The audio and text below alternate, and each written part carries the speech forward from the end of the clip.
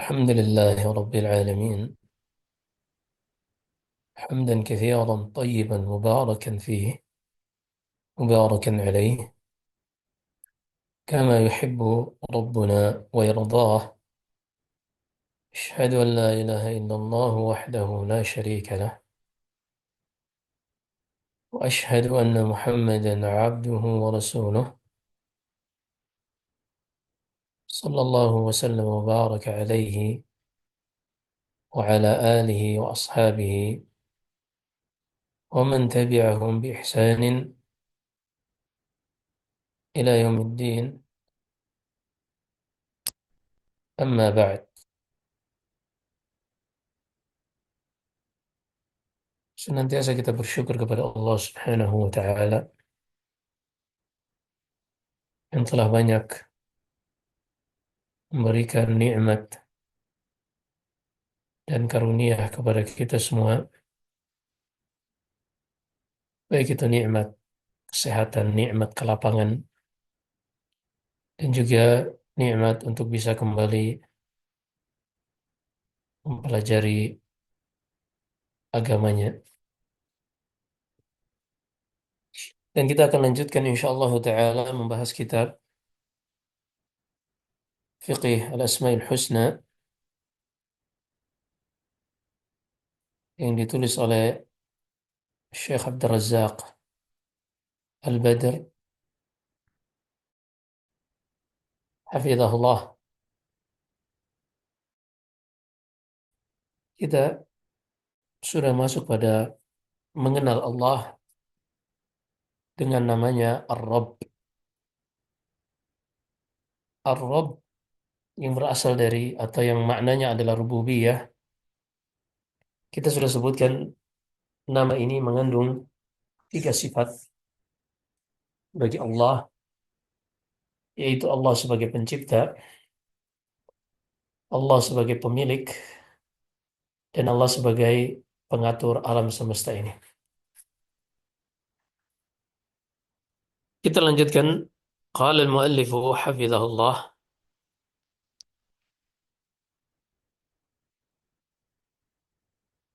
wa rububiyyatullahi lil alamin tashmalul alama kullah.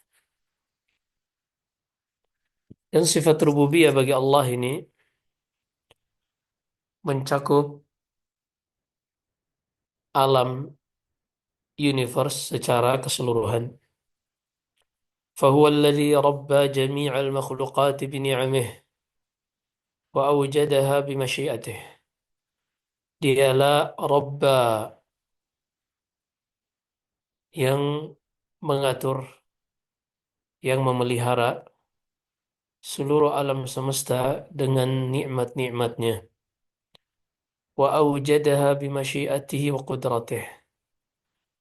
Dan dialah yang menciptakannya, menciptakan alam semesta ini dengan kehendak dan kekuasaannya.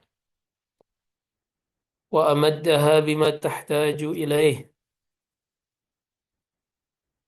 Dan Allah Subhanahu wa Ta'ala bentangkan rezeki-rezeki di dalam alam semesta ini apa yang dibutuhkan oleh makhluk-makhluk di dalamnya. A'ta kulla syai'in khalqahu la'iqa bih. Allah menjadikan setiap makhluk bentuk penciptaannya sesuai dengan kebutuhannya. Sehingga kita lihat hewan-hewan karnivora Allah ciptakan memiliki taring, gigi tajam, gigi taring. Begitu juga kuku yang tajam.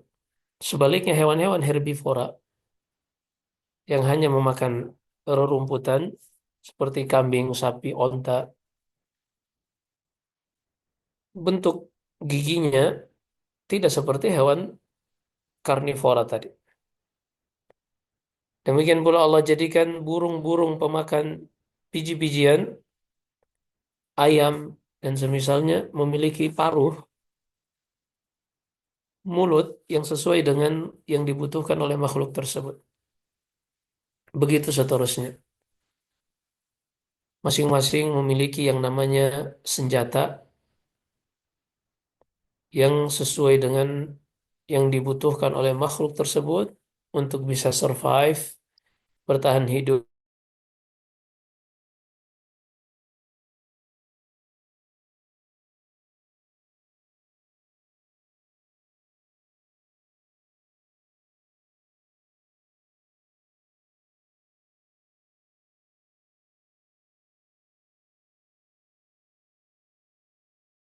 Yang kita kenal dengan naluri. Sehingga seekor harimau, nalurinya akan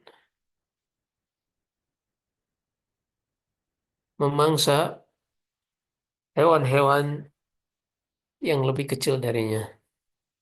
Begitu juga Allah jadikan naluri dalam hewan-hewan herbivora untuk mencari rerumputan yang akan ia makan. Begitulah Allah Subhanahu wa taala mengatur makhluk-makhluk ini.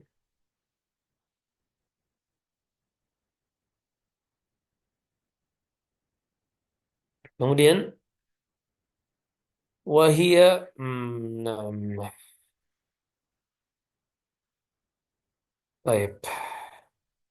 Wa aghdaqa ala ibadihi ni'am dan Allah Subhanahu wa taala berikan secara melimpah kepada hamba-hambanya berupa nikmat wa nammahum wa ghaddahum wa rabbahum akmala tarbiyah. Allah lah yang membuat mereka tumbuh besar, memberikan gizi kebutuhan mereka dan memelihara mereka semua dengan sebaik-baik pemeliharaan. Wa tarbiyatuhu subhanahu wa rububiyyatuhu ta'ala naw'an. Pemeliharaan Allah ini atau rububiyah Allah ini ada dua macam. Rububiyatun 'ammah تشمل كل مخلوق برا أو فاجرا مؤمنا أو كافرا سعيدا أو شقيا مهتديا أو ضالا. Yang pertama, rububiyah yang sifatnya umum. Allah Subhanahu wa taala memelihara makhluknya secara umum. Yang mencakup pemeliharaan terhadap seluruh makhluk, baik yang taat maupun yang fajir, yang beriman maupun yang kafir, yang bahagia ataupun yang sengsara, yang mengikuti hidayah ataupun yang tersesat dari hidayah. وهي تربيته لهم أجمعين بالخلق والرزق والتدبير والإنعام.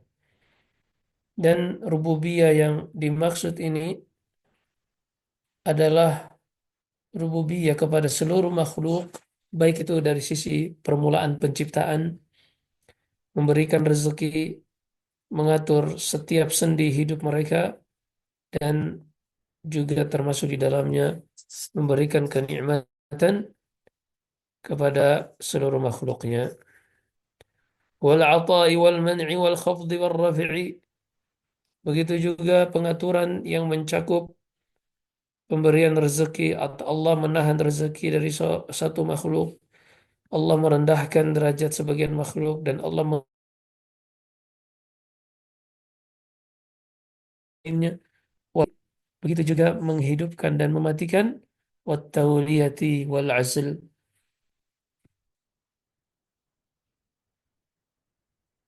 juga perlindungan ataupun meninggalkan. Jadi terkadang Allah Subhanahu wa taala melindungi hambanya dan terkadang Allah sehingga tidak bisa diganggu syaitan dan terkadang Allah Subhanahu wa taala menjauh dari hambanya sehingga mudah ditipu oleh syaitan.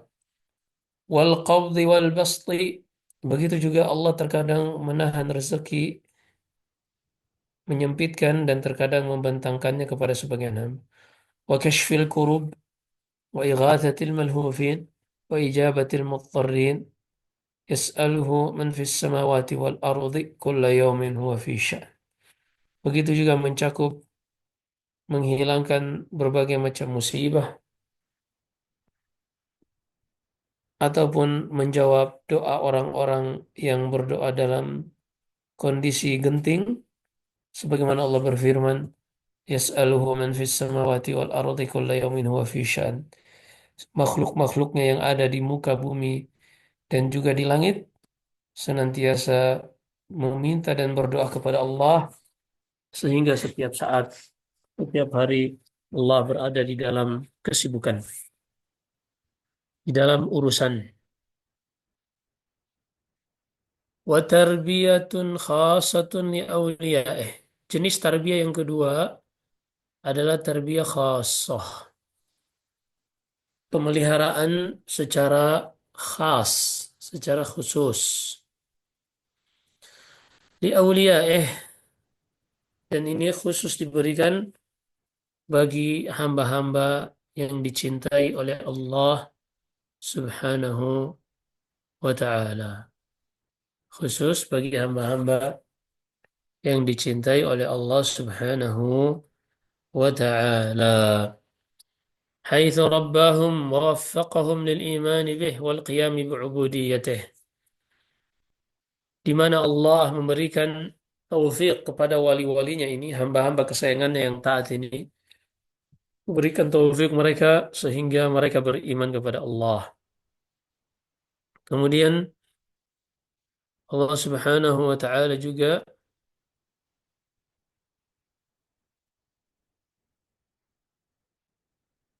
memberikan hidayah kepada mereka sehingga mereka bisa melakukan ketaatan kepada Allah Subhanahu wa taala.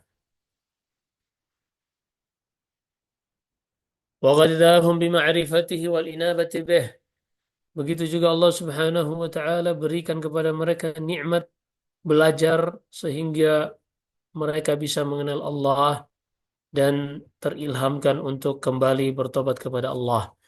Wa akhrajahum minadh dhulumati ila nur, dan Allah Subhanahu wa taala memberikan taufik dari mereka, memberikan taufik kepada mereka sehingga mereka dikeluarkan dari gelapnya kejahilan menuju terangnya cahaya. Wa yassara lahumul yusra, wa yassara lahum lil yusra, dan Allah mudahkan bagi mereka untuk bisa melakukan kebaikan. Wal yusra diterjemahkan adalah surga. Itu, dan Allah Subhanahu wa taala mudahkan mereka untuk masuk surga.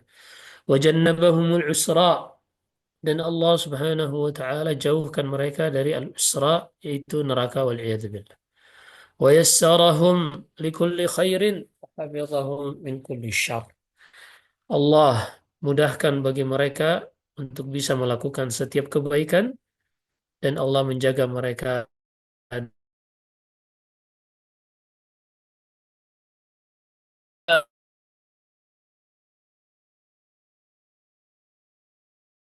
Qur'ani Bismi Rabbi istihdaran lihadzal matlab.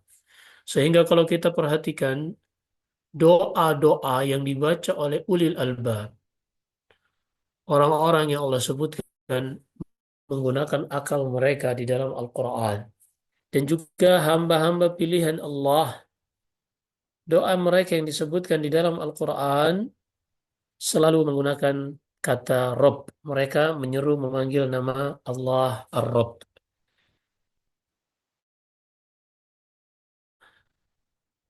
Itu semua mereka panjatkan kepada Allah dengan memanggil nama Allah Ar-Rabb, karena kan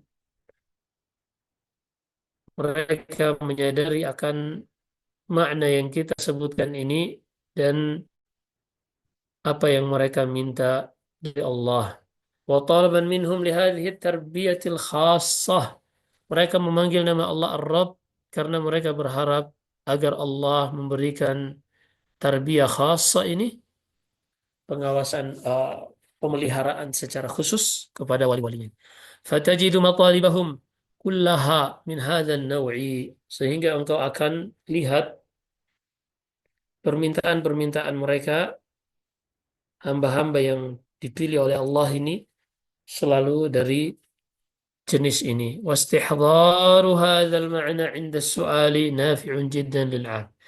Dan ketika menghadirkan makna yang kita sebutkan dari nama Allah Ar-Rabb, bagaimana Allah menjaga dan memelihara hamba-hambanya secara spesifik, secara spesial, hamba-hamba yang taat ini, maka seorang ketika menggunakan hal ini di dalam doa-doa mereka, ini sangat-sangat bermanfaat di dalam terkabulkannya doa seseorang. Kemudian, ثم ثم إن إيمان العبد بالله ربا يستلزم إخلاص العبادة له.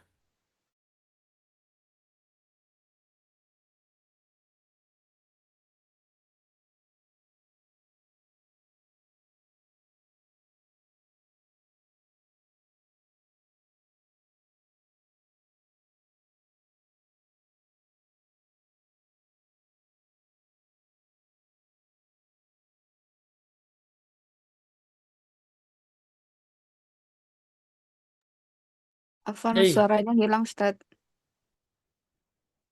nah, sekarang terdengar? Sudah, Ustaz. Ayo, baik. Sudah lama hilangnya atau baru? Timbul tenggelam gitu Ustadz. Jadi kadang kadang suaranya muncul, kadang hilang. Saya pikir di tempat saya aja, tapi ternyata semua. Oh, nah,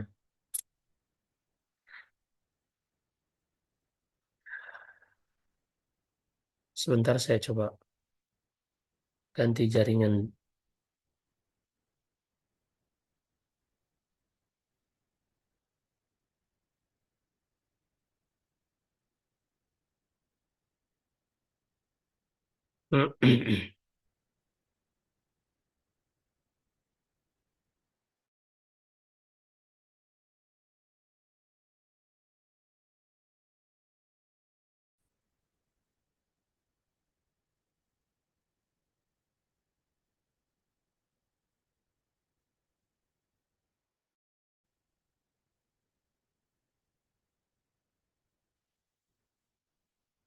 Ya Ustaz, Baik. tafadhol, silakan.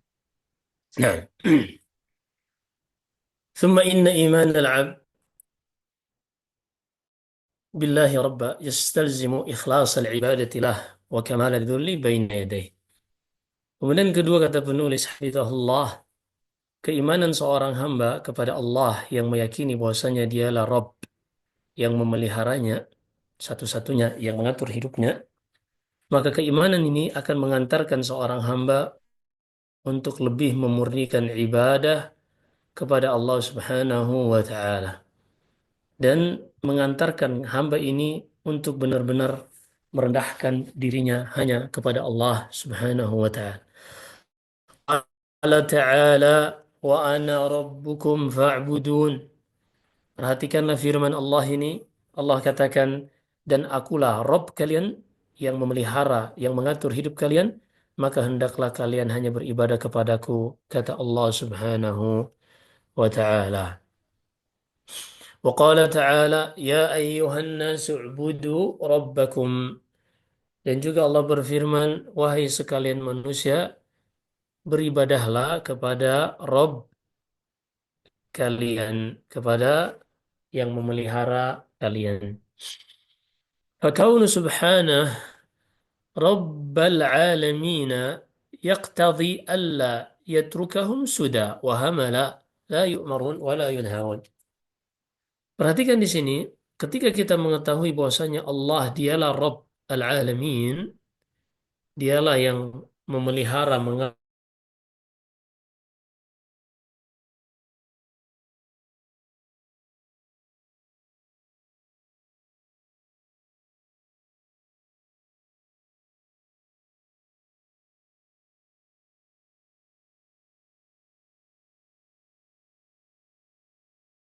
mencipta alam semesta ini, Allah wa Ta'ala membiarkan makhluknya ini hidup tiada arah. La yu'maruna wa la yunhaun. Tidak mungkin Allah membiarkan mereka tidak mendapatkan petunjuk, baik itu perintah untuk kepada maslahat mereka atau larangan dari hal-hal yang bisa merugikan mereka. Bal khalaqahum li ta'atihi wa awjadahum li ibadatihi.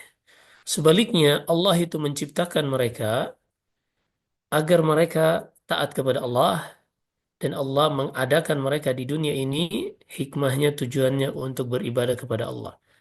Fassa'idu minhum man ata'ahu wa abadah.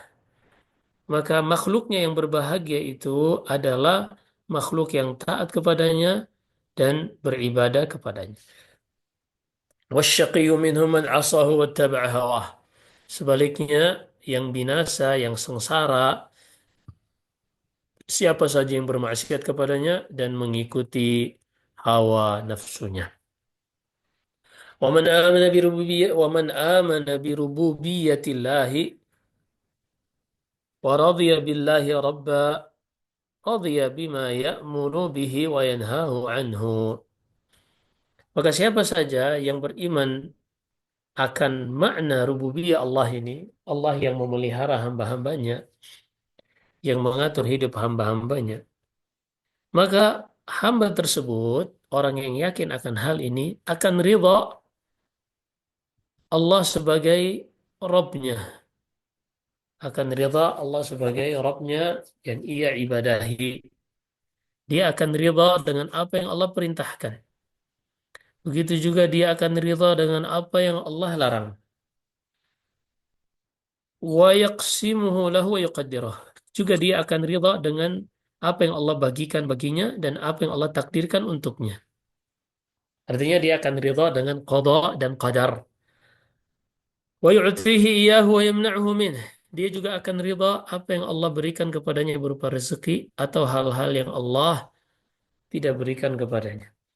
Wa mata lam yarda bidzalika lam yakun muhaqqiqan ar-ridha billahi rabba min kulli wujuh. Seorang yang tidak ridha dengan apa yang kita sebutkan di atas, maka ketahuilah dia belum bisa merealisasikan keridhaan bahwasanya Allah lah Rabb-nya dari semua sudut yang sudah kita sebutkan. Wafil hadithi, dan di dalam hadis disebutkan oleh Nabi Sallallahu Alaihi Wasallam, "Dzaqa ta'mal imani man radhiya billahi rabba wa bil islami dina wa bi Muhammadin Sallallahu Alaihi Wasallam rasula." Siapa saja yang ridha Allah sebagai Rabb-nya, Islam sebagai agamanya, dan Muhammad sebagai Rasulnya, dia akan merasakan manisnya keimanan. Dia akan merasakan manisnya keimanan. Baik. Hadza wa inna syuhud al-'abdi infirad ar-rabb tabaraka wa ta'ala bil khalqi wal hukmi wa annahu ma syaa Allah kan wa ma lam yasha lam yakun.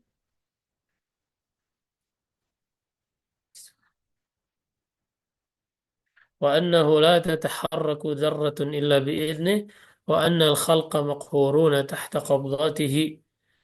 Kemudian ketika seorang hamba mengenal bahwasanya Allah Subhanahu wa taala satu-satunya yang memelihara alam semesta ini, dengan Allah yang mencipta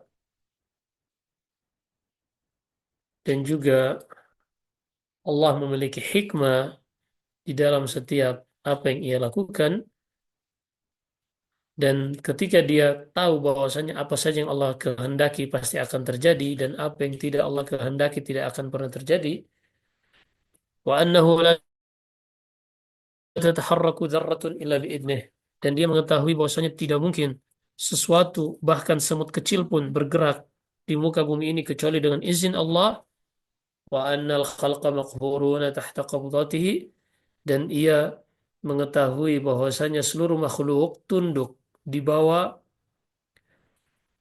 genggaman Allah Subhanahu wa taala, wa annahu ma min qalbin illa wa huwa baina isbi'aini min asabi'ihi, dan dia mengetahui bahwasanya tidak ada pun hati seorang melainkan berada di dua jari-jari Allah Subhanahu wa taala. In syaa'a an yuqimah aqamah wa in syaa'a an yuzighah azaghah. Yang mana kalau Allah berkehendak untuk membuat hati tersebut lurus dan istiqamah, maka niscaya hati itu akan lurus dan istiqamah. Dan kalau Allah berkehendak untuk membuat hati tersebut menyimpang, maka hati itu akan menyimpang. Fihi tahqiqun limaqami iyyaka na'bud wa iyyaka nasta'in. Ketika seorang memahami semuanya ini, dia akan bisa sampai kepada sebuah maqam, sebuah tingkatan keimanan yang Allah sebutkan di dalam surat Al-Fatihah, hanya kepadamu kami beribadah dan hanya kepadamu kami memohon pertolongan. Ilman wa halan fayathbutu qadamul abdi, dalam bentuk pengetahuan, juga dalam bahasa tubuhnya, semua tercermin apa yang merupakan realisasi dari penghambaan kepada Allah dan meminta pertolongan hanya kepada Allah. Fayathbutu qadamul abdi, sehingga dengan seperti ini seorang hamba pun lebih kokoh dalam tauhid rububiyah. Seorang hamba lebih kokoh di dalam mengenal Allah dari sisi tauhid ar-rububiyah. ثم يرقي منه صاعدا إلى توحيد الإلهية. Setelah dia memahami hal ini, telah mantap di dalam dirinya, dia akan meningkat naik kepada tauhid al-ilahiyah. Tauhid penghambaan kepada Allah Subhanahu wa ta'ala. فإنه إذا تيقن ذلك لم يتخذ سواه سبحانه إلها ومعبودا. Karena siapa saja yang yakin dan paham tentang Allah itu yang mengawas, yang mengatur dan memelihara seluruh alam semesta ini, maka tidak mungkin orang yang paham akan hal tersebut dia menjadikan tandingan bagi Allah, Tuhan lain atau sembahan lainnya. فأول ما يتعلق القلب يتعلق بتوحيد الربوبية ثم يرتقي إلى توحيد الإلهية. Karena keterikatan hati seorang itu bermula dari pemahaman tentang rububiyah, tentang alam semesta dan penciptanya. Kemudian setelah itu, keterikatan hati tersebut akan meningkat yang mengantarkan seorang hamba untuk mengesahkan Allah di dalam peribadahan, dan itulah yang disebut tauhid al-ilahiyah atau al-uluhiyah. Kama yad'u Allah subhanahu ibadah في كتابه بهذا النوع من التوحيد إلى النوع الآخر ويحتج عليهم به ويقررهم به ثم يخبر أنهم ينقضونه بشركهم به في الإلهية.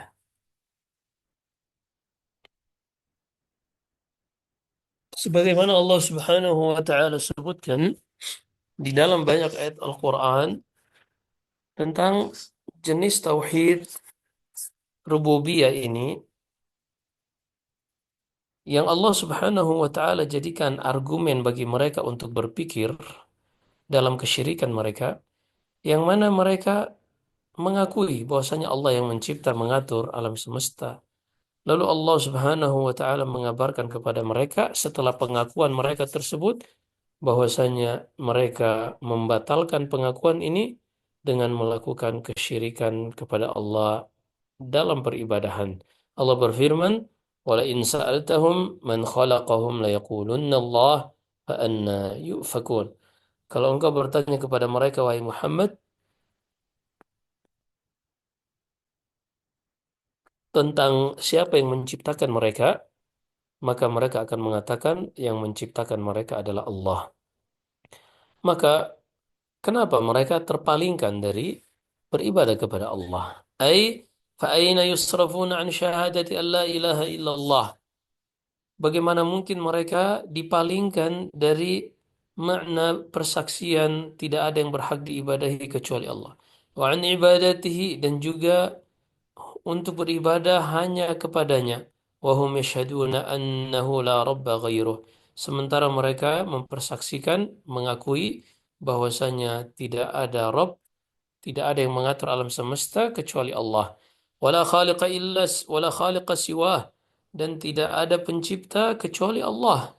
Wa qala ta'ala, qul limanil ardu wa man fiha in kuntum ta'lamun sayaquluna lillah qul afala tadhakkarun. Kalau engkau bertanya kepada mereka, milik siapakah bumi dan apa yang ada di dalamnya dan siapa saja yang ada di dalamnya, kalau kalian mengetahuinya, mereka akan mengatakan semuanya adalah milik Allah. Maka jawablah mereka, kenapa kalian tidak mengambil pelajaran? فتعلمون أنه إذا كان هو وحده مالك الأرض ومن فيها وخالق.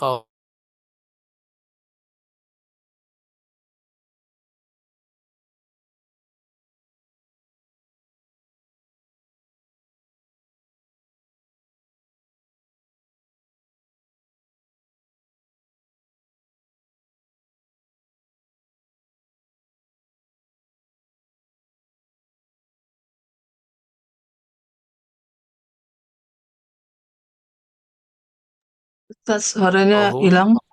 ورب وحده juga.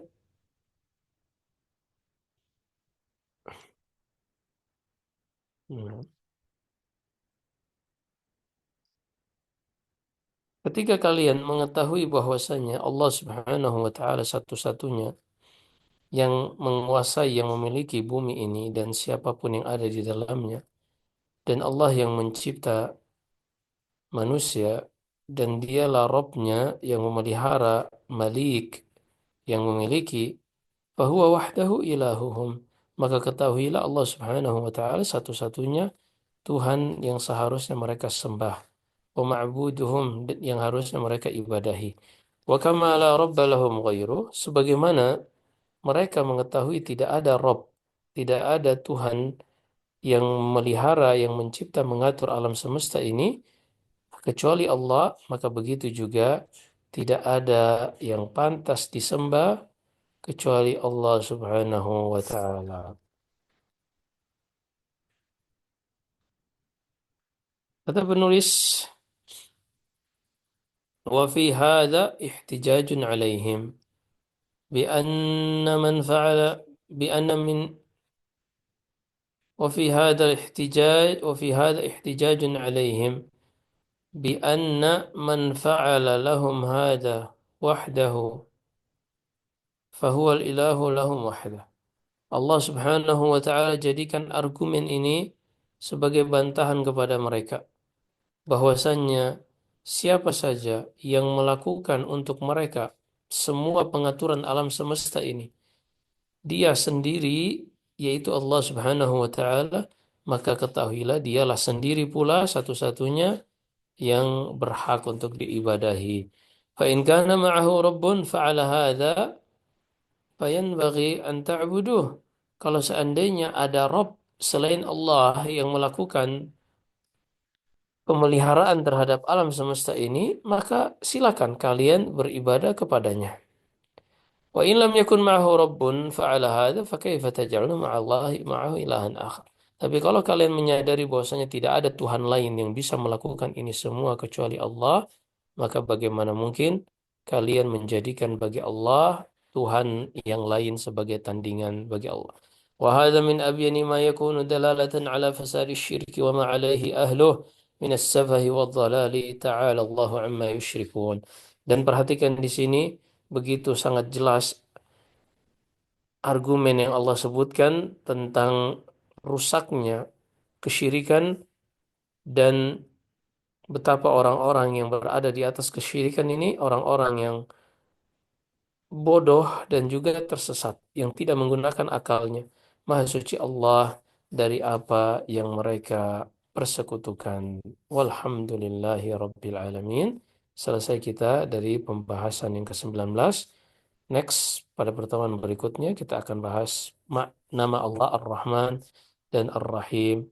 InsyaAllah ta'ala. Wallahu alam. Silakan jika ada pertanyaan. Alhamdulillah.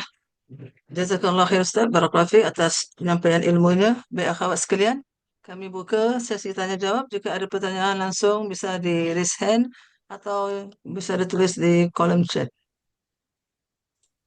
Baik Ustaz, pertanyaannya sudah masuk. Izin Anda membacakan. Hmm. Assalamualaikum Ustaz. Hayakallah, izin bertanya, apa hikmah doa-doa dalam Al-Quran menggunakan Rabbana dengan dhamir kami? Dan bolehkah semua doa dalam Al-Quran kita amalkan? Jazakallah khair.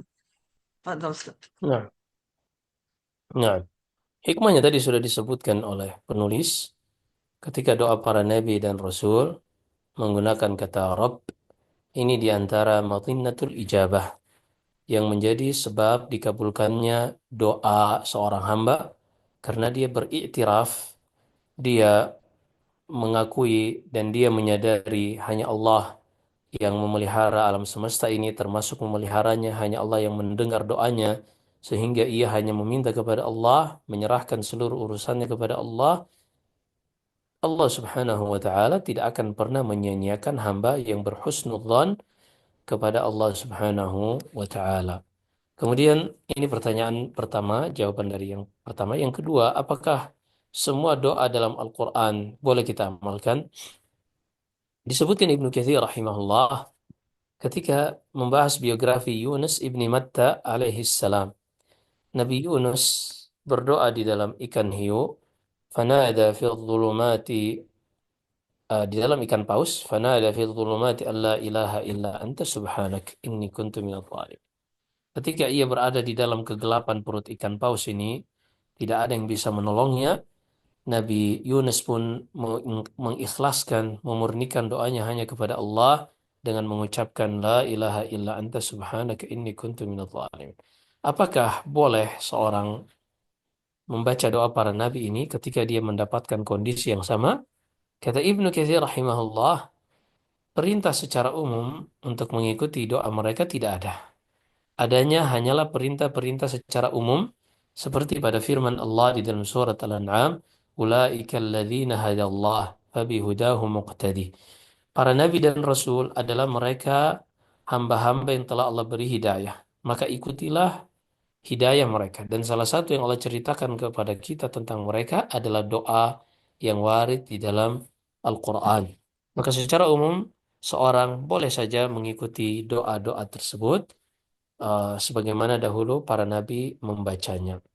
Begitu juga doa-doa yang tidak disebutkan sebagai doa para nabi atau doa para rasul, hanya disebutkan secara umum seperti Rabbana atina fid dunya hasanah, Rabbana hab lana min azwajina wa dzurriyyatina, Rabbana ighfir lana wa li ikhwanina alladzina sabaquna bil iman, Rabbana la taj'alna fitnatan lil ladzina kafar, dan seterusnya. Semua doa yang Allah sebutkan di dalam Al-Qur'an ini sah dan boleh dibaca. Demikian, Allahu a'lam. Alhamdulillah, semoga dapat difahami oleh penanya.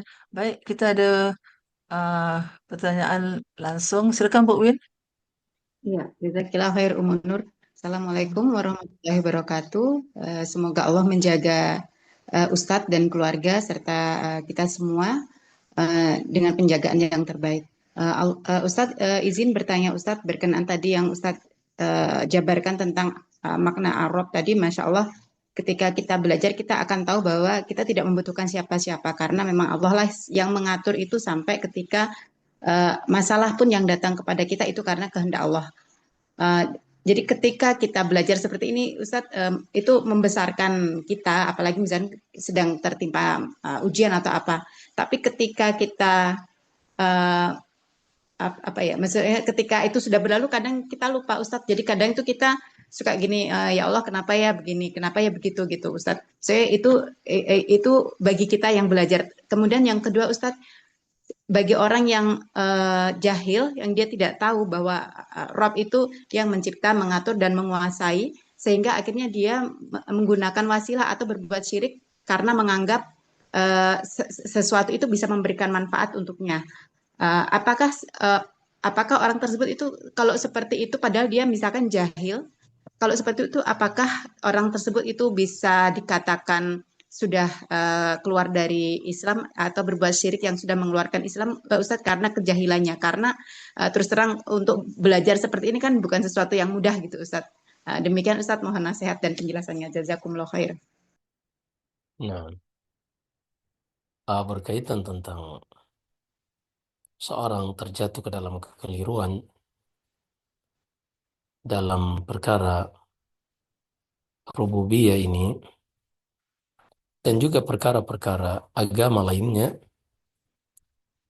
tidak semua orang yang melakukan kekufuran dia langsung dihukumi kafir. Begitu juga tidak semua orang yang melakukan kesyirikan dia langsung divonis kafir. Kata Syekh Abdurrahman ibn Nasir As-Sa'di dalam Manzumah Al-Qawaid Al-Fiqhiyah, ولا يتم الحكم حتى تجتمع كل الشروط والموانع ترتفع. Tidak bisa hukum itu divoniskan terhadap sesuatu sampai terpenuhi syarat-syaratnya dan sudah tidak ada lagi penghalang-penghalangnya. Di antara hal-hal yang menghalangi seorang untuk tidak divonis kafir atau musyrik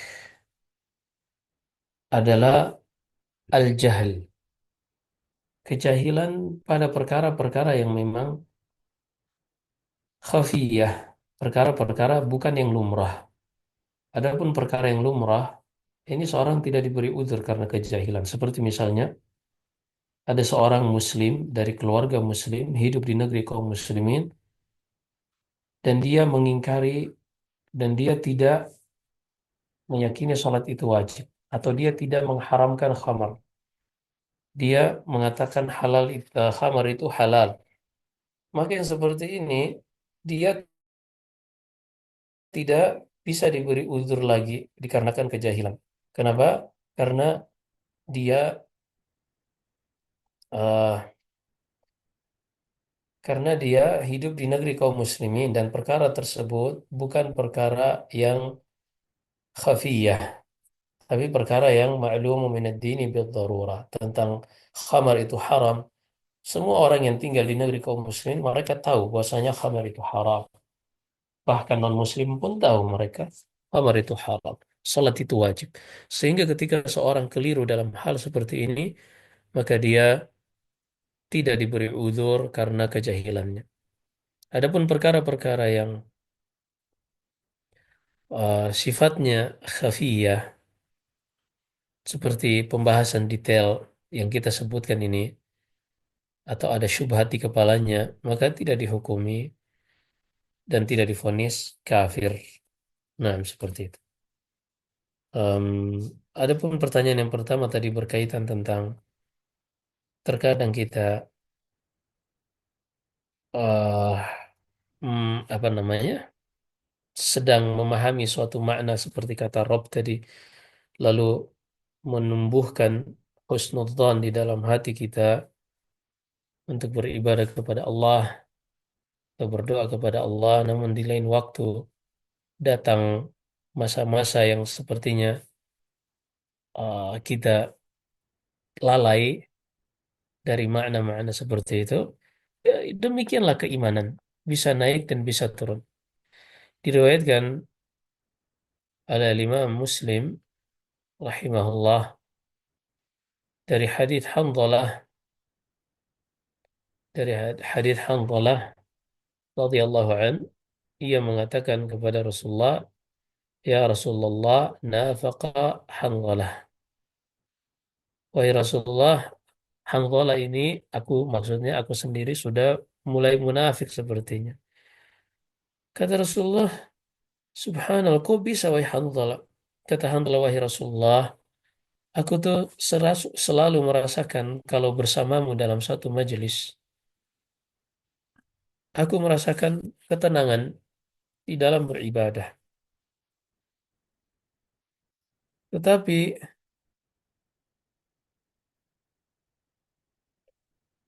ketika kami sudah tidak bersamamu lagi, pulang ke rumah,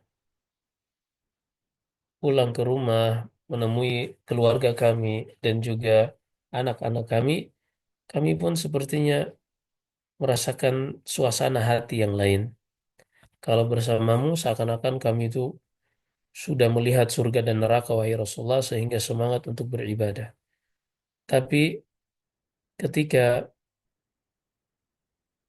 ketika kami tidak bersamamu, wahai Rasulullah, kami pun seakan-akan eh, merasa kondisi hati kami berbeda dengan ketika bersama. Kata Rasulullah, demikianlah keimanan bertambah dan berkurang, maka sa'atan sa'ah. Hendaklah kalian berusaha untuk istiqamah. Ketika datang masa lalai, kembali kalian mengingatkan diri lagi, begitu seterusnya. Nanti akan datang lalai lagi, nanti ingatkan kembali diri sendiri, dan seterusnya. Wallahu a'lam. Ya, alhamdulillah. Jazakallah khair Ustaz atas jawabannya. Baik, ada yang ingin bertanya langsung? Silakan, buka mic-nya. Jazakillah khair, Uti Nur. Assalamualaikum warahmatullahi wabarakatuh, Ustadz. Waalaikumsalam warahmatullahi wabarakatuh. Ahsanallahu ilaikum, Ustadz. Eh, Assalamualaikum. Ustadz, terkait dengan untuk membatalkan sumpah, Ustadz, kafaratnya kan harus diutamakan memberi makan 10 fakir miskin dahulu, kemudian memberi pakaian, lalu terakhir berpuasa ya Ustadz. Pertanyaannya, apakah itu juga harus diutamakan memberi makan dulu baru berpuasa Ustadz, dan apakah memberi makan itu setara dengan apa ya Ustadz? Karena sekarang kan banyak orang yang pengen udah ganti dengan nasi bungkus aja atau ganti dengan uang gitu Ustadz. Jadi apa yang dibolehkan Ustadz untuk membayar kafarat gitu Ustadz? Terus Ustadz, yang kedua Ustadz, terkait doa Ustadz, Ana sering memulai doa itu dengan uh, ya Hayyu, ya Qayyum, ya Rahman, ya Rahim. Ana baru tahu ilmunya bahwa lebih ahsan menggunakan Robbana ya Ustadz ya. Berarti doa yang sebelumnya itu sebenarnya boleh juga atau gimana Ustadz? Mohon nasihatnya Ustadz. Jazakallahu khair wa barakallahu fiik Ustadz. Nah, yang pertama berkaitan tentang sumpah, Allah sebutkan di dalam surat Al-Maidah, dia ala sabilil ikhtiyar, nggak ada harus mendahulukan makan dari memberi pakaian. Jadi gini ayatnya, Allah berfirman, la yu'akhidhukumullahu billaghwi fi aymanikum walakin yu'akhidhukum bima aqadtumul ayman. فكفارته طعام 10 مساكين من أوسط ما تطعمون أهليكم أو كسوتهم أو تحرير رقبة. Kata Allah Subhanahu wa Ta'ala, yang intinya, kalau kalian bersumpah, kemudian kalian membatalkan atau melanggar sumpah ini, maka dendanya adalah kalian memberi makan 10 orang fakir atau miskin dari kondisi sedang normal ketika kalian memberi makanan untuk anak istri kalian sendiri. Artinya menu yang sedang, tidak terlalu bagus, yang tidak biasa kita makan, dan juga tidak terlalu jelek yang kita sendiri nggak mau makan. Tapi pertengahan sebagaimana menu kita sehari-hari. Kemudian kata Allah, atau kalian memberi pakaian atau memerdekakan budak. Jadi seorang bebas memilih dari tiga ini, apakah memberi pakaian dulu, atau memberi makanan dulu, atau memerdekakan budak. Itu. Kemudian porsi dari memberi makanan ini kata Ibn Abbas radhiyallahu anhu nisfu sa', setengah sa', atau satu porsi satu kali makan yang membuat seorang kenyang. Sehingga para ulama kontemporer seperti Syekh Abdul Aziz bin Baz rahimahullah, mufti Arab Saudi dahulu, yang hidup di zaman belum lama meninggal, yang mana masyarakat sudah terbiasa ada rumah makan, maka memberi satu porsi normal ini bisa menggantikan satu kafarah, satu porsi makan yang disebutkan di dalam Al-Quran. Sehingga kalau orang ingin memberi makan 10 fakir miskin, dia bisa membeli 10 porsi makanan. Seperti itu yang bisa membuat orang kenyang. Demikian, itu jawaban yang pertama. Sehingga boleh ya, kalau misalnya dia datang ke rumah makan, pesan 10 porsi, lalu dia bagikan kepada fakir dan miskin. Kemudian yang kedua, berkaitan tentang doa. Jadi, seorang itu ketika berdoa, doa itu ada adabnya. Di antara adabnya yang disebutkan Ibn Al-Qayyim rahimahullah, pertama dia memuji Allah. Salah satu pujian kepada Allah dengan mengungkapkan nama-nama Allah yang indah seperti Ya Hayyu Ya Qayyum, misalnya Ya Dzal Jalali wal Ikram yang kita sudah sebutkan sebagai Al-Ismul A'zam, atau misalnya dia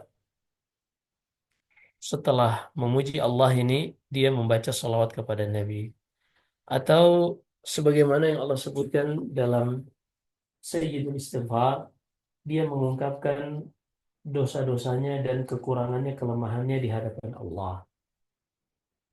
Dan ketika dia berdoa, dia memanggil Rabbana. Jadi ada adabnya. Adab itu dia tidak langsung masuk ke doanya dengan mengatakan Ya Hayyu Ya Qayyum, Ya Dzal Jalali wal Ikram. Dia namanya membuat pendahuluan dulu. Ini adab. Lalu dia bersolat kepada Nabi, ini juga adab. Dan di situ dia belum berdoa. Maksudnya mengungkapkan hajatnya. Nanti setelah dia mengungkapkan hajatnya, baru dia membaca Rabbana. Kalau seorang mau langsung masuk kepada doanya juga sah, tanpa melalui adab-adab tadi, itu sah-sah saja. Tapi kalau dia memulai dengan adab-adabnya, dengan menyebut nama-nama Allah dulu, ini baik. Kalau dia pun langsung masuk kepada doanya, sah-sah saja. Jadi nggak ada pertentangan. Demikian, Wallahu a'lam. Afwan Ustadz, menambahkan sedikit Ustadz, terkait pertanyaan Ana yang pertama, ada juga dibolehkan berpuasa 3 hari berturut-turut ya Ustadz, kalau Kalau ini puasa Ustadz. itu baru berlaku setelah dia tidak mampu memberi makan. Kata Allah, "Faman lam yajid fasiyamu thalathati ayyam." Siapa yang tidak sanggup memberi makan 10 orang, atau tidak sanggup memberi pakaian, atau tidak sanggup memerdekakan budak, barulah dia berpindah untuk berpuasa 3 hari. Nah, Nah, Ustadz, berarti boleh memberikan makannya itu misalnya kalau ternyata si fulannya itu tidak sanggup, boleh mencicil gitu ya Ustadz ya? ya, ya, ya, ya. Nggak harus dalam satu waktu. Oh, nah, Ustadz. Jazakallah khair Ustadz, barakallahu fiik Ustadz. Sehat selalu ya Ustadz. Assalamualaikum Amin. warahmatullahi wabarakatuh. Salam. Ustaz, apakah ada waktu untuk yang ingin bertanya langsung, Ustaz? Ada lagi ya? Ada seorang Baik. lagi. Baik, Hmm. kami silakan Ukhti Zara, Fadal. Jazakillah khairan.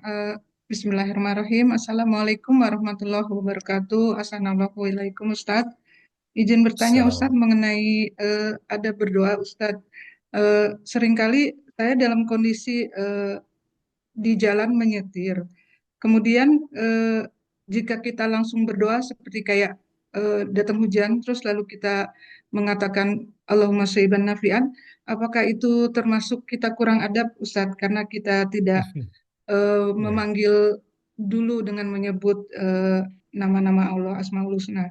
Dan kemudian apakah kita boleh Ustadz berdoa dengan tadi dijelaskan bahwa Robbana itu adalah kalimat yang agung. Lalu kita tambahkan dengan perbedaan dengan Allahumma itu bagaimana Ustadz? Baik, baik. Jazakallah khairan. Baik. Yang pertama, berkaitan tentang seorang misalnya kondisi melihat hujan, lalu dia berdoa tanpa mendahulukan muqaddimah, pendahuluan-pendahuluan tadi. Kita sudah sebutkan tadi, kalau seorang memulai dengan pendahuluan, ini baik. Tapi kalau seandainya orang langsung masuk ke dalam doanya juga baik. Dan Allah sebutkan di dalam surat Al-Imran, "Alladzina yadhkuruna Allaha qiyaman wa qu'udan wa 'ala junubihim." Allah sebutkan kondisi hamba-hamba yang berakal, hamba-hamba yang Allah pilih ini, yang mereka selalu mengingat Allah ketika mereka sedang berdiri, ketika mereka sedang duduk, atau ketika mereka sedang berbaring. Apa maksud berdiri, duduk, dan berbaring? Artinya di dalam semua kondisi. Karena manusia kalau tidak berdiri, dia duduk. Kalau tidak berdiri dan duduk, maka dia berbaring. Nggak ada kondisi yang lain. Artinya, yang Allah puji itu hamba-hamba yang senantiasa mengingatnya dalam semua keadaan dan kondisi hamba tersebut. Dia sedang menyetir dan seterusnya. Maka ketika dia berzikir dan Allahumma sayyiban nafian, ini zikir yang mengandung doa. Maka tidak mengapa seorang itu ketika dia mau berdoa dengan mendahulukan adab-adabnya, membaca, menyebut nama Allah dulu, bertawassul dengan Asmaul Husna, ini sah. Kalau dia mau langsung masuk ke dalam doa pun sah-sah saja. Demikian, itu yang pertama. Yang kedua, hmm, Mengenai lupa Pak. Robbana dan Allahumma Ustadz. Baik. Allahumma di dalam bahasa Arab itu adalah bentuk perubahan dari ya Allah. Kita tidak akan dapatkan di dalam Al-Quran kata ya Allah. Karena setiap ya Allah di dalam bahasa Arab berubah menjadi Allahumma.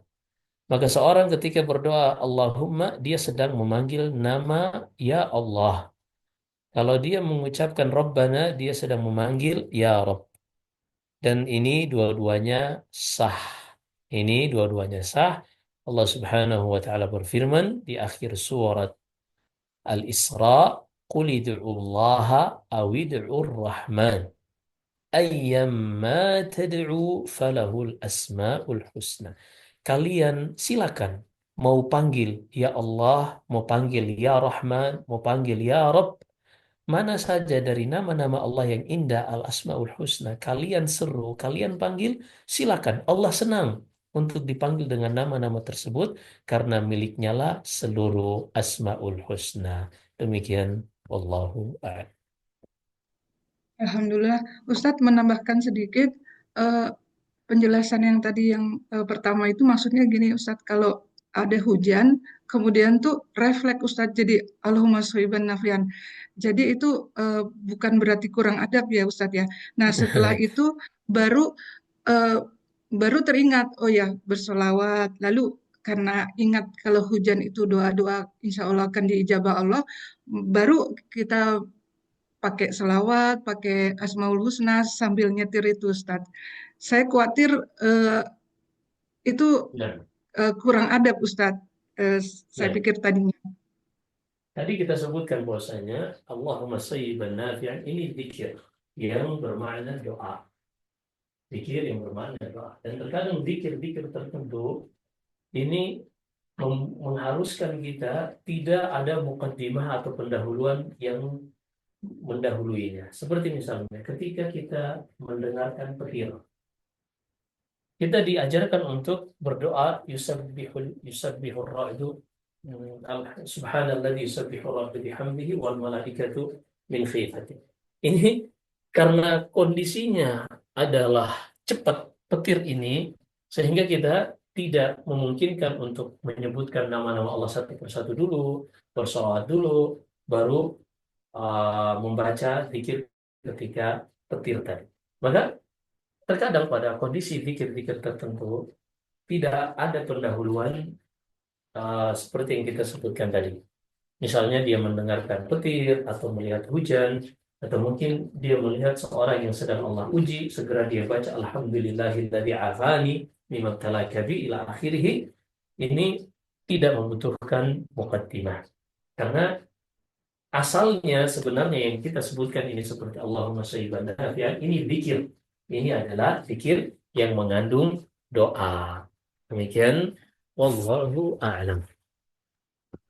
Alhamdulillah Ustaz paham. Jazakallah khairan, barakallahu fiik. Fiikum ba'd. Baik, alhamdulillah Ustaz. Cukup waktunya Ustaz. Mengakhiri majlis, Alhamdulillah. silakan nasihatnya untuk kami Ustaz. Barakallahu fiik Ustaz. Baik, alhamdulillah. Semoga apa yang kita dengarkan bermanfaat. Dari apa yang kita baca, semoga semakin membuat kita mengenal Allah Subhanahu wa taala sehingga kita lebih semangat di dalam mencintai Allah Subhanahu wa taala karena mengetahui dialah satu-satunya yang mengatur mengurusi hidup kita, maka hanya kepada dialah kita beribadah. Semoga apa yang kita dengarkan bermanfaat. Jika ada benarnya semata-mata dari Allah Subhanahu wa taala. Jika ada kesalahan dan kekurangan dari saya, wa astaghfirullah li wa lakum. Sallallahu alaihi wa barik ala nabiyyina Muhammad. Subhanakallahumma wa bihamdik. Asyhadu an la ilaha illa anta astaghfiruka wa atubu ilaik. Wassalamualaikum warahmatullahi wabarakatuh.